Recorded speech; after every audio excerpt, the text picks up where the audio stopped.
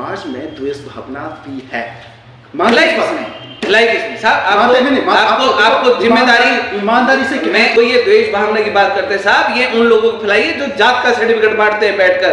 रोमित ठाकुर ने कभी दलित समाज के घर में बैठकर खाना खाया है? राजनीतिक तौर पर दलित के घर में रोटी खाना साहब इन डकैतों का, भाजपा कांग्रेस वालों को, रोमित ठाकुर का काम नहीं। बहुत बोलते बहुत अच्छे हैं और हमको भी आप चुप कराने का प्रयास करें, लेकिन समाज के जो लोग हैं ना, देखते हैं कि रोमित ठाकुर क्या बोलते हैं, क्या आचरण है। जिन लोगों की आप बात कर रहे हैं, बंदूक की गोली की आवाज सुनकर भाग जाते हैं ये लोग।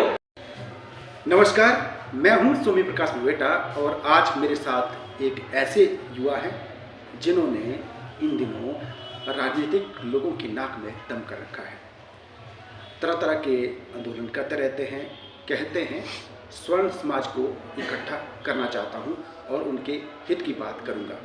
इलेक्शन भी लड़े हैं, कहते तो थे कि बहुत से एमएलए जीत के आएंगे, लेकिन जीत तो नहीं पाए, लेकिन उन्होंने वोट जरूर दिए हैं और अब भी उनका एक टारगेट है, लोकसभा चुनाव लड़ना है। कहते हैं लोकसभा चुनाव में भी कुछ सीटें जीतने वाले हैं, दावा बहुत से करते हैं। हम इनसे बात करेंगे ये कर क्या रहे हैं और ये राजनीतिक भूचाल क्यों ला रहे हैं। भगवा कपड़े पहने हैं, जैसे कि बीजेपी को कहा जाता है कि भगवा रंग की पार्टी है, लेकिन भगवा इन्होंने डाल रखा है और कह रहे हैं कि स्वर्ण समाज को इकट्ठा करके उनके हितों की लड़ाई लड़ने वाले हैं। स्वागत है आपका। बहुत बहुत धन्यवाद। अच्छा रोमित भाई है, पहले तो भगवा रंग पहन रखा है, स्वर्ण समाज की लड़ाई लड़ रहे हैं। समाज सिर्फ स्वर्ण ही है क्या? सबसे पहले आपका बहुत बहुत धन्यवाद, आपके मीडिया चैनल का बहुत बहुत धन्यवाद। ये केसरिया है और केसरिया त्याग और बलिदान का प्रतीक है कि जब भी हमारे राजपूत समाज के क्षत्रिय वीर योद्धा जब भी रणभूमि में उतरे, वो हमेशा जय माँ भवानी का उद्घोष करके उतरे। हमारी चाहे क्षत्राणियाँ थी, जब उन्होंने जौहर किए तब भी वो जय माँ भवानी का उद्घोष करके वो रणभूमि में उतरी, उन्होंने जौहर किए। केसरिया ध्वज हमेशा से जब भी हमने विजय प्राप्त की, हमने केसरिया ध्वज लहराया। तो ये केसरिया वही केसरिया है, त्याग और बलिदान का प्रतीक है। स्वर्ण समाज को एकजुट एकत्रित करने की हम लोग एक इच्छा शक्ति और अपना उद्देश्य लेकर हम लोग चलें। इस देश में जहाँ पर ये कहा जाता है कि इस प्रदेश में जहाँ पर ये कहा जाता है कि ये जो राजपूत समाज है और राजपूत समाज के साथ ब्राह्मण समाज है, वैश्य समाज है, हमारा स्वर्ण समाज है, उन लोगों के लिए कोई अधिकार नहीं। मुझे लगता है के लिए मैं आपकी बात समझ गया रोमित भाई, आप समाज की बात कर रहे हैं, लेकिन समाज में अलग अलग वर्ग लोग रहते हैं। तो जिस तरह से आप कह रहे हैं कि स्वर्ण समाज की लड़ाई कर रहे हैं, तो दलित जिनको कहते हैं वो समाज का हिस्सा नहीं है। ईमानदारी से कहे, क्योंकि एक इंसान सबसे पहले होता है। आपको मेरी एक बात का जवाब देना पड़ेगा कि अगर इस देश में, अगर इस प्रदेश में, इस हिमाचल प्रदेश में या इस देश में रहने वाले स्वर्ण समाज का स्थान कहाँ है? हम लोग हमेशा से राजनीतिक दलों के लिए कोर वोटर बन के रहे कि नहीं रहे? हमारे नाम पर इन लोगों ने राजनीति की नहीं की। इस हिमाचल प्रदेश के जो 68 विधायक हैं, इस हिमाचल प्रदेश में रहने वाले स्वर्ण समाज के लिए कोई अधिकार छोड़े नहीं। हम स्वर्ण आयोग मांगने गए, पहले हवा हवाई वाले मुख्यमंत्री पेड़ में धोखा दे छुरा मारते गए, धोखा देते गए, रोने वाले मुख्यमंत्री आ गए। स्वर्ण आयोग मांगने गए। स्वर्ण आयोग तो क्या देना था? जो हमारे लोगों को मिलता है, हमारे बच्चों को स्कूल की वर्दी मिलती है। लड़ाई किसके साथ है? जो स्कूल की वर्दी, मैं आपको बताता हूँ, जो स्कूल की वर्दी हम लोगों को, हमारे बच्चों को मिलती थी, वो भी इन लोगों ने छीन ली। जहाँ पर ये 68 विधायक 543 सांसद बोलते हैं कि हमारी सरकार एक वर्ग की सरकार है, हमारी सरकार एक वर्ग के लिए काम करने वाली सरकार है, हमारी सरकार एक वर्ग को मुख्य धारा से जोड़ने वाली सरकार है। क्या हम लोग हमारा वर्ग या हमारी जाति के छोले बेचने के लिए इस प्रदेश में छोले बेचने के लिए हम लोगों ने अपना बलिदान दिया?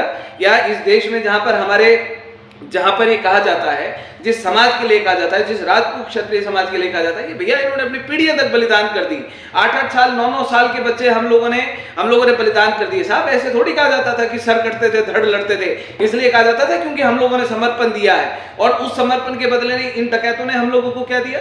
इस देश में, इस प्रदेश में, इस देश के संविधान में हमारे लिए कोई अधिकार नहीं है, हमारे लिए कोई राइट नहीं है। इस देश के संविधान को कहा जाता है कि भैया एक वर्ग का संविधान है, एक वर्ग का संविधान है। हमारे लिए स्थान आर्टिकल 16 दिया, समानता का अधिकार। कहाँ है हमारे लिए समानता? आप बताएं।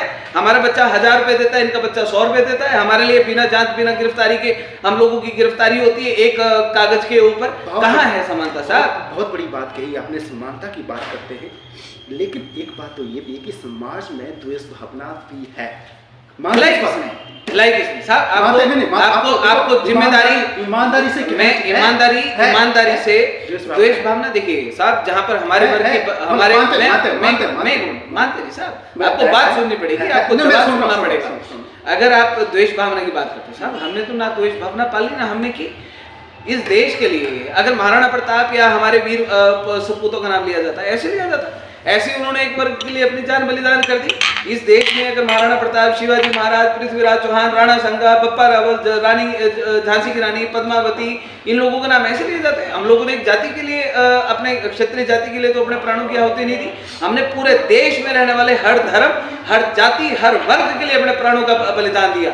जो ये द्वेष भावना की बात करते हैं साहब, ये उन लोगों को खिलाइए जो जात का सर्टिफिकेट बांटते हैं बैठकर। एक तरफ बोलते हैं कि समानता लाओ, समरसता लाओ, दूसरी तरफ जात का सर्टिफिकेट बांटते हैं साहब। ये उन लोगों की देन, हमारी देन नहीं है साहब। रोमित ठाकुर ने कभी दलित समाज के घर में बैठकर खाना खाया है? ईमानदारी से की साहब, देखिए आपको ये दर्शक देख रहे हैं, ईमानदारी से की, मैं आप समाज के एक लीडर बन चुके, ठीक है, समाज में एक अच्छा रुतबा है आपका, पर ईमानदारी से, क्योंकि जो लोग हैं आपको देख रहे हैं, दलित समाज के घर में, किसी के घर में जाकर आपने खाना खाया है कि नहीं? बस इस यही बात स्पष्ट वो देख रहे हैं लोग। मैं उन्हीं को सुना रहा हूँ कि रोमित सिंह ठाकुर को किसी को पर्टिकुलरली दिखाने की तो आवश्यकता नहीं है कि मैं पर खाया प्लीज बता रहा हूँ। जनता जवाब भी तो सुनेगी ना, जनता जवाब भी तो सुनेगी। जब आपने सवाल किया तो जनता जवाब भी सुनेगी कि मैं नाहन कॉलेज में पढ़ा हूँ, नाहन स्कूल में पढ़ा हूँ, बचपन से मेरी एजुकेशन, हमारे साथ वाल्मीकि समाज के हमारे दोस्त होते थे, हम लोग एक थाली में हम लोगों ने रोटी खाई है। आज भी अगर आप नाहन में जाएंगे, वाल्मीकि समाज के हमारे समय के दोस्तों से आप जाकर पूछेंगे कि रोमित ठाकुर क्या है, वो आपको बोलेगा कि वो लोग आपको बोलेंगे कि हमारा भाई है, हमारा यार है, हमने एक थाली में बैठ के रोटी खाई है। और जहां पर आज भी हमारे दोस्तों की बात आती है, हमारे दोस्तों में वाल्मीकि समाज, अनुसूचित जाति वर्ग के लोग, मुस्लिम धर्म के लोग, हर वर्ग के लोग हमारी यारी दोस्ती में। और हमने अगर किसी के साथ साहब अगर रोटी हमने बैठकर खाई तो उसमें हमने जाति नहीं देखी, हमने उसमें यारी देखी है, हमने उसमें दोस्ती देखी, हमने उसमें एक प्यार देखा है, मोहब्बत देखी है हमने उसमें। अगर राजनीतिक तौर पर दलित के घर में रोटी खाना साहब इन डकैतों का, भाजपा कांग्रेस वालों को, रोमित ठाकुर का काम नहीं। हम अपने समाज के अधिकार की बात करते हैं, किसी के खिलाफ हम लोग बात करते हैं। हमारी लड़ाई इन डकैतों से, जो डकैत बैठे हैं, हमारी लड़ाई किसी जाति से नहीं। आप बोलते बहुत अच्छे हैं और हमको भी आप चुप कराने का प्रयास कर रहे हैं, लेकिन समाज के जो लोग हैं ना, देखते हैं कि रोमित ठाकुर क्या बोलते हैं, क्या आचरण है। कभी रोमित ठाकुर किसी दलित समाज का जो व्यक्ति है उसके घर में अगर मैरिज हो, सार्वजनिक तौर पर जो पंक्ति में बैठकर धाम खाइए, मैं ये जो पूछ रहा हूँ, जाते हम पत्रकारिता करते तो हम पूछते हैं तो लोग भी बोलते हैं कि यार वाकई यार अच्छा है, लड़का अच्छा है और दम भी लगता है, लेकिन ये ऐसा लग रहा है कि इनकी लड़ाई दलित समाज के साथ है, पॉलिटिशियन के साथ नहीं है। तो स्पष्ट करें। अब मैं आपको इस बात का भी मैं आपको बड़े सीधे शब्दों में जवाब देता हूँ। मेरा गाँव है कुनिहार, ठीक है, और कुनिहार में हमारी जो हमारा गाँव है, उस गाँव में बहुत सारे अनुसूचित जाति वर्ग के लोग भी रहते हैं, हम लोग भी रहते हैं। हमारे घर में कार्यक्रम होता है तो वो लोग आते हैं, उनके घर में कोई कार्यक्रम होता है तो हम लोग, हमारा परिवार वहाँ पर जाता है। जिस प्रकार से वो लोग हमारे घर में आके रोटी खाते हैं, हम लोग भी उसी प्रकार से वहाँ पर धाम में बैठ के पंक्ति, क्योंकि गांव के लोग होते हैं और जहाँ गांव के लोग होते हैं वहाँ एक पंक्ति में बैठकर हम लोग भोजन करते हैं। इसमें मैं आपको आपके माध्यम से, मैं आपके चैनल के माध्यम से दर्शकों को बात ये बताना चाहता हूँ, रोमित ठाकुर किसी भी बात के लिए ये दर्शाने की आवश्यकता नहीं है किसी दलित के घर में जाकर मुझे रोटी किस प्रकार से खानी। मैं आज भी बोलता हूँ कि आज भी हम लोग बहुत सारे लोगों से मिलते हैं, जाते हैं, खाते हैं। आज भी मुझे किसी दलित वर्ग के घर में जाने का मौका मिलेगा।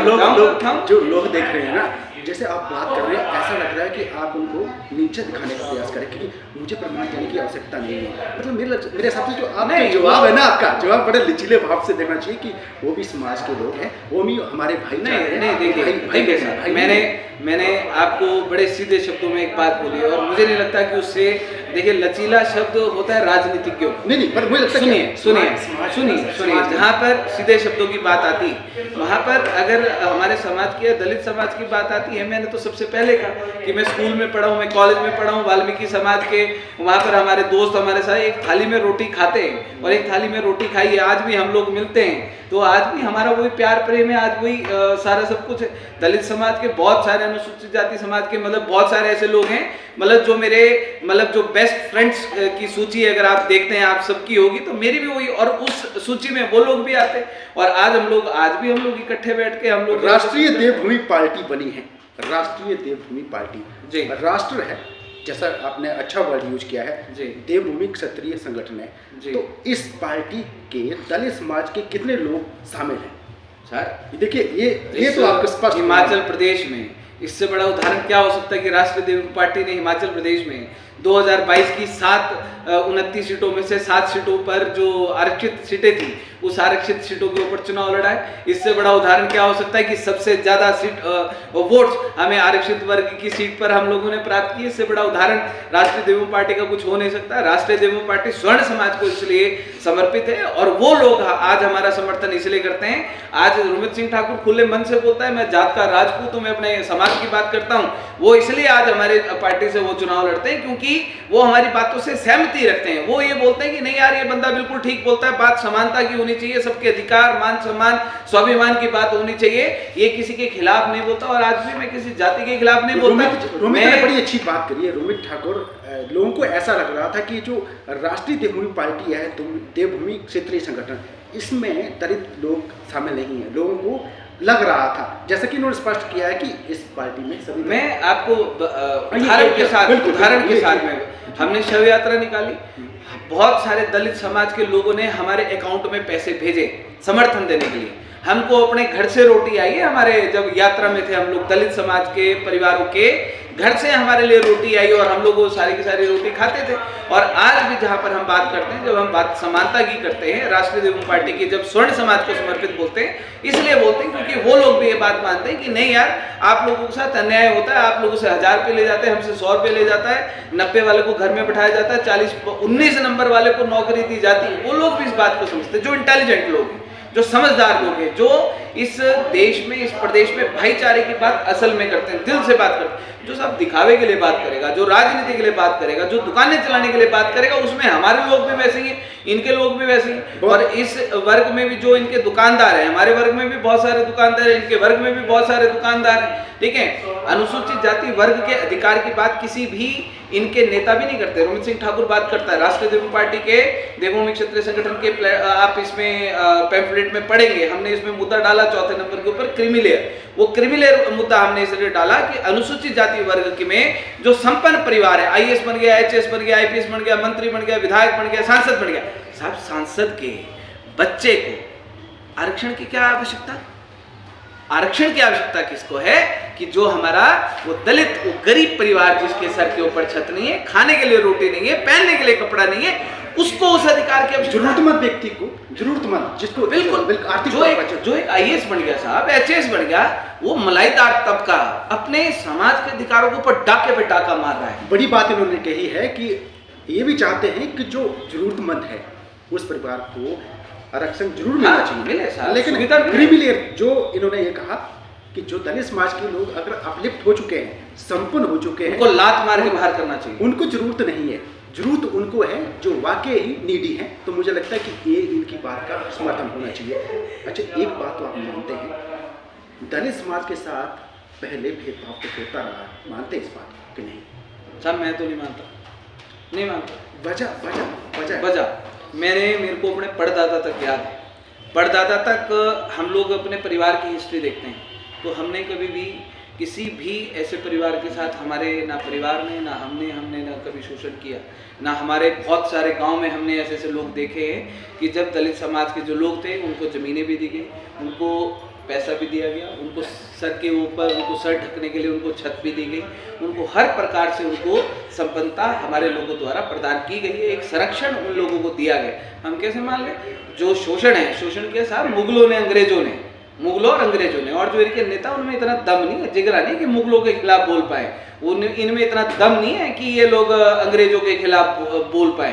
क्यों? क्योंकि स्वर्णों के खिलाफ बोल के इनकी दुकानें चलती हैं, इनकी राजनीति चलती है, इनको ये जो इनका क्रीमी लेयर है, जो मलाईदार तबका है, वो अपने पेट भरता है। अगर हमको गाली नहीं देंगे तो ये अपनी दुकानदारी कैसे चलाएंगे? दम है तो बोलो ना भैया कि मुगलों ने तुम्हारा शोषण किया, अंग्रेजों ने तुम्हारा शोषण किया, ठीक है, उन लोगों ने, जिन लोगों ने किया उनके खिलाफ बोलो ना। हमने तो भैया गर्दनें कटाई हैं, इस मिट्टी के कण कण में हमारा खून मिला है, खून रक्त। हमारे छोटे छोटे 8-8, 9-9 साल, 12-12 साल के बच्चों ने अपनी गर्दनें कटाकर अपना खून मिलाया इस देश की माटी पे। हम लोग ये बात कभी बर्दाश्त नहीं कर सकते साहब। हिस्ट्री की बुक्स में कई बुक्स हैं जिसमें ये लिखा गया है कि दलित समाज के साथ इस तरह की चीज़ें हुई हैं। अम्बेडकर तो आप भूलते नहीं हैं, जानते हैं संविधान का जिन्होंने लिखा है, तो उन्होंने क्या झूठ लिखा होगा कि ऐसा हुआ होगा? अगर भीमराव अंबेडकर की बात अगर ये आती है तो भीमराव अंबेडकर जी ने जब ये संविधान लिखा तो उस जो आरक्षण की सूची में से तो खुद तो लॉ मिनिस्टर थे, खुद वेल एजुकेटेड थे, खुद देश के संविधान लिखने की उन लोगों को जिम्मेदारी मिली। तो आज मैं ये बात मानता हूँ कि भीमराव अंबेडकर के नाम पर ही वाहवाही क्यों की जाती है? जो अन्य लोग, जो 200-250 लोग उस सूची में थे, उन लोगों के नाम गायब क्यों हैं? अगर ऐसा था तो भीमराव अंबेडकर जी ने अपने आप को उस सूची से बाहर क्यों नहीं किया कि भैया मैं संपन्न परिवार में संपन्न हो चुका हूँ, लॉ मिनिस्टर बन चुका हूँ, मेरे जैसे लोगों को ये अधिकार प्राप्त नहीं होने चाहिए? साहब गर्दन पे तलवार तो वो भी लटका कर गए ना कि भैया जो क्रीमी लेयर व्यवस्था है वो लागू हो, जो संपन्न बन गया वो संपन्न में संपन्न बनता रहे। और जो संविधान पर भी सवाल उठा रहे हैं। देखिए साहब बात ऐसी है कि जहाँ पर समानता के अधिकार की बात देश के संविधान में लिखी जाती है, साहब हमारे लिए तो कोई समानता है नहीं, ठीक है। और हमने ये बात हमेशा से कही और मैं हमेशा से रोमित सिंह ठाकुर बात कहते आया कि अगर इस देश के संविधान में अगर हमारे लिए कोई अधिकार नहीं है, हमारे लिए किसी प्रकार की कोई बात नहीं की गई, तो मुझे लगता है कि इस देश में नया संविधान लिखे जाने की। आप आरक्षण की बात करते हैं तो स्वर्ण समाज के लिए भी तो आरक्षण तो है। जब पोस्टें निकलती है तो उसमें लिखा होता है कि सामान्य वर्ग का बीपीएल श्रेणी में है तो उसको नौकरी मिलेगी, तो वो भी तो आरक्षण है, वो गलत है क्या? साहब आप जो वो आरक्षण की जो आप बात करते हैं, ईडब्ल्यूएस की आप जो बात करते हैं, जनरल कैटेगरी के लिए जो आप सीटें बात करते हैं, उस पर आप थोड़ा सा डाटा निकालेंगे कितने लोगों को उस पर नौकरी मिलती हैं? जो आरक्षित वर्ग का जो कैंडिडेट है वो अपनी सीट पे भी नंबर मारता है, जनरल कैटेगरी की सीट के भी ऊपर भी वो अप्लाई करता है, सबसे ज़्यादा तो ये अप्लाई करते हैं। हमारे बच्चों को तो वहाँ पर भी नंबर नहीं आता है।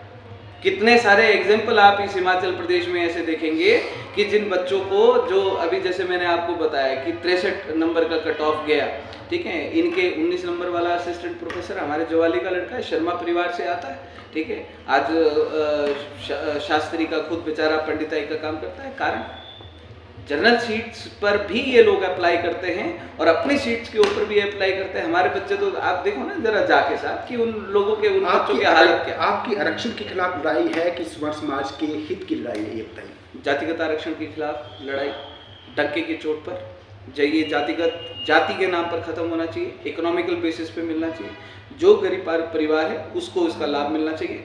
स्वर्ण समाज के अधिकारों की बात है, स्वर्ण समाज के अधिकारों की बात हम लोग करते आए हैं, क्योंकि हमारा वो वर्ग है जिसका स्थान किसी राजनीतिक नेता के भाषण में भी नहीं।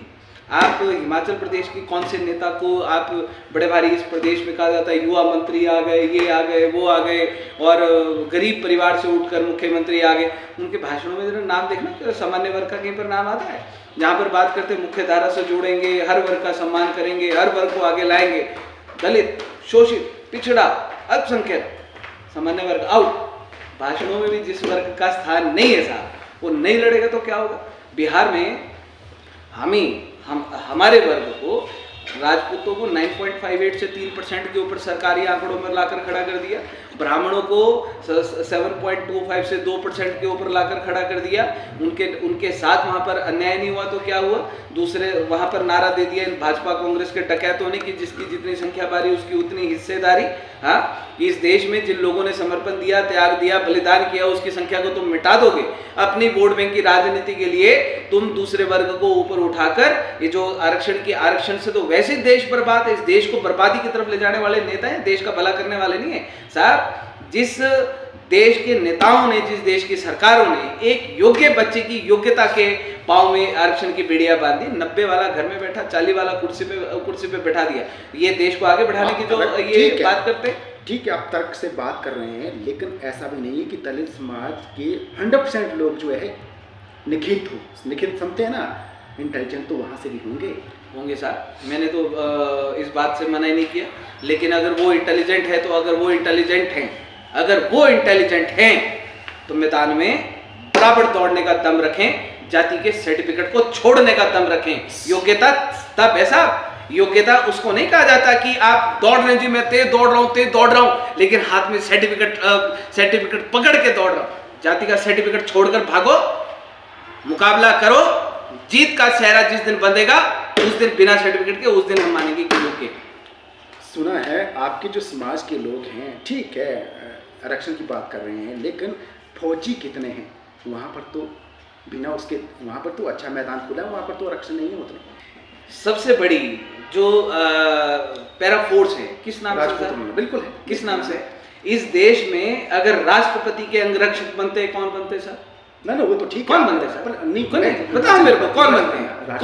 नेचुरली है। क्यों बनते हैं? नहीं वो तो क्यों बनते हैं? समझता, बिल्कुल आप जब दमदार होते हैं, बिल्कुल अपनी गर्दन कटाने का दम रखते हैं, जो मुगलों से लड़े, जो अंग्रेजों से लड़े, वो देश की सीमा पर वो देश की सीमा पर लड़ने, मरने, मारने, भिड़ने, भिड़ाने और समाप्त करने का जिगरा। ये हमारे साथ रिटायर्ड फौजी बैठा है, राजपूत है जात का। इससे आप पूछो कि जब वहां पर बंदूक की गोली खाने के लिए 24 घंटे तैयार रहते, जिन लोगों की आप बात कर रहे हैं, बंदूक की गोली की आवाज सुनकर भाग जाते हैं ये लोग। मैं समझ गया आपकी बात, जो ठीक है साहब। वैसे एक बात, जो ये जो समाज है ना, ये राजपूतों का बलिदान इस देश का सबसे बड़ा बलिदान है। इजराइल में हमला हुआ, इससे पहले जब रशिया के साथ लड़ाई हुई थी, वहां के फौजी, वी आर नॉट क्षत्रिय, अगर हम क्षत्रिय होते तो हम जापानियों की तरह हम लोग लड़ते। साहब राजपूत का उदाहरण विदेशों में लिया जाता है।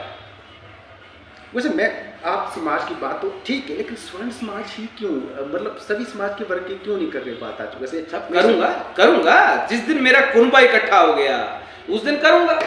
जब तक अपना कुनबा इकट्ठा नहीं तब तक हम दूसरे पड़ोसी की बात नहीं कर सकते साहब। मेरे घर के ऊपर छत नहीं और मैं पड़ोसी को बोलूं कि भाई तू मेरे घर में आ जा, मैं तेरे को अपनी छत के नीचे बारिश से बचाऊंगा। पर आप इस बात का समर्थन करते हैं कि राजपूत अपने घर में दलित बेटी ब्याह के लाए, समर्थन करते हैं इस बात का? साहब यहाँ तो सरकार ने राजपूतों की बेटियों को भगाने के लिए 2.5 लाख रुपए इनाम राशि रख दी। नहीं आप ब्राह्मणों की बेटियां भगाने के लिए 2.5 लाख रुपए राशि रख दी। और जहाँ पर बेटी की बात आती है साहब, वो अधिकार किसी को नहीं है, किसी को भी नहीं है, नोबडी एल्स। नहीं पर आप, मैं आपको बात बता रहा हूँ, बात समाज की नहीं है साहब, बात साहब आपकी बेटी है। आपको वो बोले कि आपने अपनी बेटी यहाँ पर दे दी, आप दे देंगे साहब? आप बाप हैं, तय आप करेंगे कि आपने किसको अपनी बेटी देनी है। कोई ये तय नहीं करेगा, ना वो सरकार तय करेगी, ना वो संविधान तय करेगा, ना कोई कानून तय करेगा कि भैया आप अपनी बेटी यहाँ दो, ना कोई समाज तय करेगा। मेरी बेटी है साहब, मेरी मर्जी, मैं जिस मर्जी को दूं, जिस मर्जी को ना दूं, उसके लिए बच्चों की मर्जी नहीं चलेगी, माँ बाप की मर्जी चलेगी।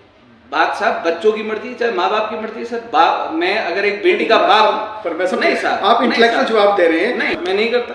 क्यों? क्योंकि हमारे अपने समाज के, हमारे अपने खून के, हमारे संस्कार है, हमारे नीति है, हमारे नियम है, हम उन नियमों से। इस बात से ऐसा लग रहा है कि अभी भी आप खुद को स्वर्ण समझते हैं और जो दूसरे लोग हैं दलित समाज को उनको नीचा दिखाने की क्या बात है? हमारी कितनी लड़कियां भगा कर ले जाते हैं ये लोग, पूछो जरा।